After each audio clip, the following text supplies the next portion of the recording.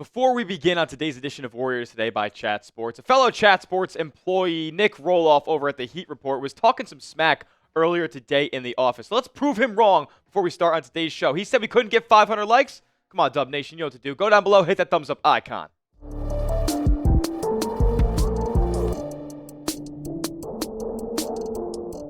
What's going on, Dub Nation? You're watching Warriors Today by Chat Sports. I am your host, Tyler Smith, and yes, we are talking Jonathan Kuminga again. And I understand, I've been reading the comments. You guys are saying that I'm putting out videos and not presenting anything new. But today we have a new quote from an NBA Insider as far as what Kuminga's current demands are and how far apart the Warriors are in contract negotiations. We all know, in all likelihood, that Kuminga will end up re-signing with the Golden State Warriors, but his side is still exploring sign-and-trade options. Here's what Marc Stein had to say, though, on the latest in restricted free agency. It is a disaster across the league. He said, since there are no cap space teams in circulation to emerge with an offer sheet to Cam Thomas or fellow restricted free agents like Golden State's Jonathan Kuminga and Chicago's Josh Giddey, Brooklyn appears to be in no rush to expedite discussions with Thomas's representation. Thomas, like Kuminga and Giddey, is said to be seeking a salary in the $30 million range annually. I'll say this. I know I've been trashing Kuminga for quite a while here on the channel, but I'll even admit that he's way better of a case to make $30 million annually than Cam Thomas. And I would even argue Josh Giddey. At least Kuminga in his game has a little bit of defensive upside. Cam Thomas is a small scoring guard who is never really going to be much of a factor on that end. And then Josh Giddey doesn't really guard either, and he really doesn't look to score all that much as far as the jump shooting category. We know Kuminga does. His efficiencies aren't there yet, but hopefully he can get there as his career goes on. You guys know how I feel, though, about what I believe the Warriors and Kuminga should find a resolution to. Now, there are three paths to what he could do, and I guess what Golden State could do as well, because there are two sides to this equation. The Warriors are, they are happy to bring him back. They do want to bring him back. The front office has said multiple times they are willing to negotiate a deal to have him part of the roster for years to come. But there's also some people and some insiders talking about the fact that they want to re-sign him in order to trade him down the line. That's absolutely an option, and it still seems like the most likely option that ends up happening. And that's kind of how we're going to rank all three of these paths. Marc Stein did say, though, as far as what the Warriors are offering to this point, we know about all the conflicting reports about, the Warriors never offered $25 million a year. I believe that they actually did offer something at least close to that back in October before the season began. But in the lead up to free agency after the season concluded, obviously there were no numbers exchanged there. The number that is coming out now per Stein is 2 years, $40 million. And that is a ways away from a $30 million annual salary. I'm not so sure that Kuminga will end up accepting a deal like this, but it's what's on the table right now. He might have to end up putting up or shut up if this ends up being like the Warriors' stand firm offer. And my guy GSW CBA, he did lay out kind of what Golden State's cap sheet would look like. They just avoid the second apron by a couple of $1 million, and they fill out the roster, obviously, with a couple of the likely signings, Al Horford, D'Anthony Melton, and also Seth Curry, who we all know that the Warriors have interest in. I know Curry himself is mutual interest. He's always wanted to play with his brother Steph likewise as well. And then you guys re-sign GP2 potentially and give Alex Tui or Will Richard, you kind of flip-flop those two guys, one of the last active roster spots for Golden State to fill out a full 15. But I could also see Golden State potentially moving on from a guy like Taron Armstrong or Jackson Rowe and then slotting Tui back into one of those two-way slots and leaving a roster spot open, running with 14 guys. And like I said, I have a hard time believing that the figure you saw on your screen there is something that Kuminga is going to accept. And to this point, there's been no movement. We have not heard anything getting remotely closer. We've just heard that they've offered a number. Kuminga hates it. He wants $30 million, and Golden State's not coming anywhere close to that. They have never exceeded anything as far as what Brett Siegel said as well, anywhere from $20 to $23 million annually. So we'll see if Golden State can help meet in the middle with Kuminga, but I wouldn't go anywhere past $24 million a season. Now, could that deal end up being more enticing to Kuminga if it was like a 1+1?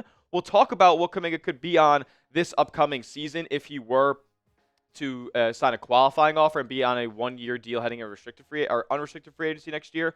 But that would only be making $8 million in this upcoming season. Would he be enticed to take a 1+1 with a player option for next season, $20 million to play with Golden State this year? Plus, that still gives them the opportunity to trade him during the season. The qualifying offer eliminates, it gives you a no trade clause for Kuminga. So like that's kind of what it looks like right now as far as where these two sides are on bringing him back to Golden State. But Kuminga's side of things is way more focused on finding a sign and trade partner. He does not want to be in Golden State anymore, and it seems like his representation and all indications have made that pretty clear that he wants to be elsewhere, or else he would try to come to a closer number with the Golden State Warriors. As of right now, there's only, I don't even know if I could say a couple of teams interested in making a Kuminga trade. There were obviously some teams that were rumored throughout this entire saga, this whole lead up. The Nets were obviously the long rumored, in-season kind of speculated team that would have an interest, but they never really had any at all. And obviously we know they have their own Cam Thomas situation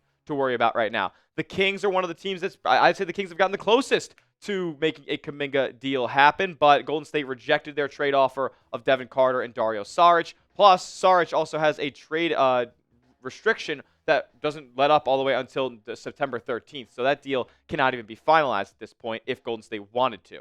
The Heat went out and traded for Norman Powell. They really seem off of the Kuminga sweepstakes at this point. A one-for-one swap with Andrew Wiggins is off the table. The Bulls, they are another team that is close but isn't close at the same time. They went out and added Isaac Okoro via trade. They drafted Noah Senge. So a couple of guys who can muddle up whatever role Kuminga would play in the Windy City. And then the Phoenix Suns, that was looking like a maybe. I probably would have taken a Grayson Allen and Nick Richards type of package from the Phoenix Suns, but they don't really have much first-round draft capital that Golden State wants. Like Golden State just really does not like the assets that would be coming back from a Suns package for Kuminga. So as it stands right now, this is where we are. The Warriors and Jonathan Kuminga, both sides, mutually they want to come to this same conclusion, and that's finding a trade that works with the Chicago Bulls.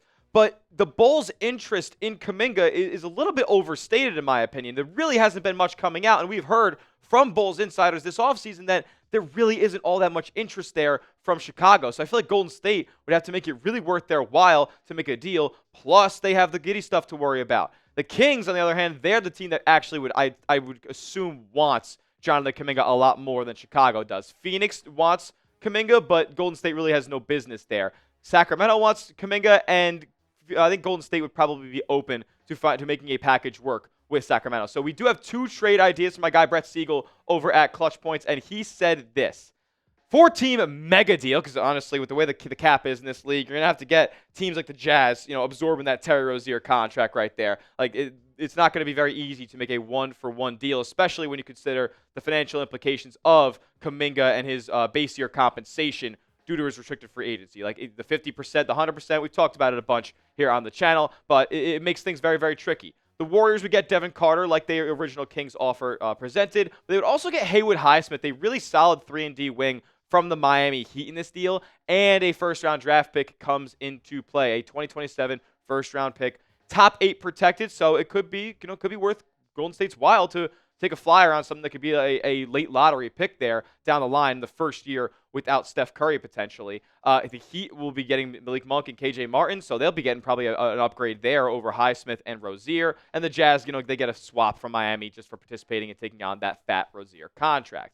Now, from my point of view, I love this. This is a great deal. I think it elevates and upgrades upon the Kings' previous offer, and you really become a much more, I guess, higher elevated defensive team. Like Golden State was already very solid on that end this past year, but those two guys are really two versatile, switchable defenders that off of Golden State's bench could really blossom and give them maybe one of the best units in the entire league. But on the other hand, I don't really think Miami's willing to get involved in that deal. I was talking to Nick Roloff earlier, and he was like, well, I got to give up a swap, Rozier and Haywood Highsmith in order to get Malik Monk. He wasn't very interested in that, and I'm not so sure the Miami front office would be either. And you have to, are the Jazz 100% okay taking Terry Rozier on? I know he has a relationship prior with Danny Ainge, but who knows if they want to, get in that business. I know he's expiring, and they're not going to be competitive, but who knows?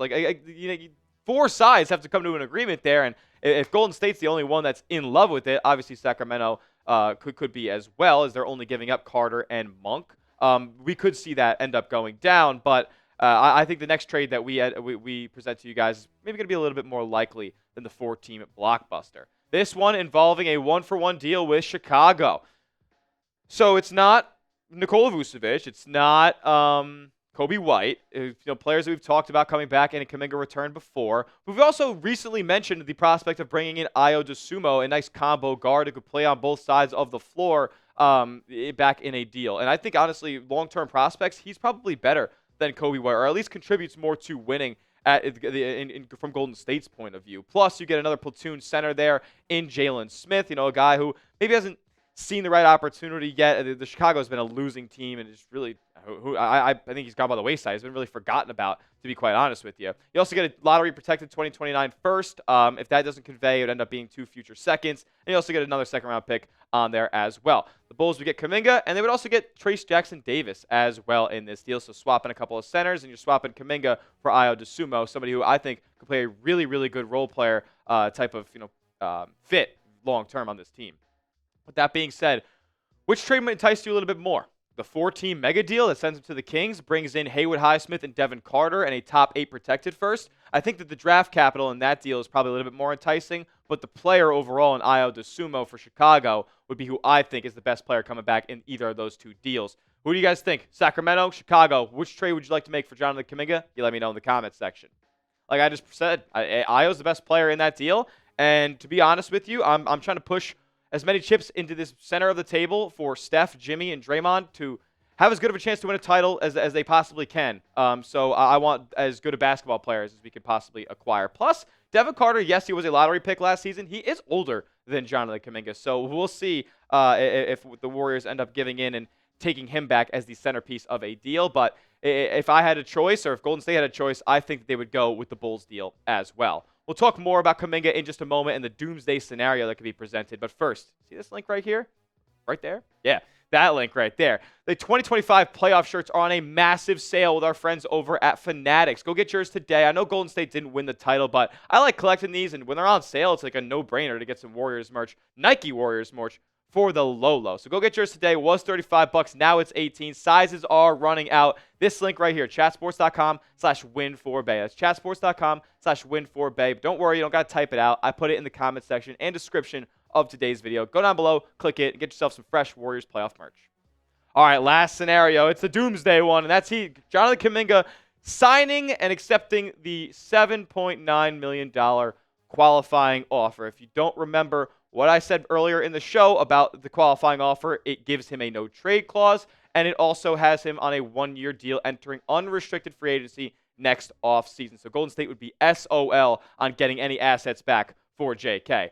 This is doomsday. We are cooked if this happens. NBA executives have been commenting and telling insiders that Golden State is absolutely screwed if Kuminga ends up accepting the qualifying offer. And the bad news is Anthony Slater came out and said that this is something that he is considering. Both sides, Kuminga and his representation, are considering gambling on themselves and signing the qualifying offer. I will say the history behind signing the qualifying offer is very, very murky, and it doesn't always result in guys getting a fat payday in the following season. More often than not, those guys are playing on the minimum contract.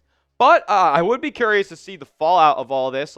I'd be curious to see how Steve Kerr would react, how the front office would react, how his teammates would react. This is really awkward for the Warriors here if Kuminga ends up accepting that. So I would probably advise against it from his point of view. As far if he wants to have any chance at upping his stock for next summer, this just doesn't seem like the best course of action for him. Now, I will say, for those of you who stuck around as long as you have on today's video, Jonathan Kuminga is set to play in AfroBasket, some international play late here in the summer. It starts on August 12th, so it seems like we'll get a resolution, I would presume, if Kuminga wants to get that all wrapped up before he goes out there and risks injury in the next 2 weeks. We'll see Kuminga's situation get resolved. With that being said, there's 3 paths. We've talked about them all on today's show. What will the Kuminga resolution be? Will he re-sign with Golden State? Will he will everybody find a side and train partner? Or will he doom the Warriors and sign that $8 million qualifying offer? You let me know. Comment below what you guys think is going to end up happening. And make sure you are subscribed because we'll be keeping you guys locked in the entire way. If we hear a new quote from Marc Stein or Brett Siegel or Jake Fisher or whoever's got money on this situation, we will bring it to you guys right here at Warriors Today. Lock us in. Hit that subscribe button. We'll see you guys all in the next one. And as always, let's go Dubs.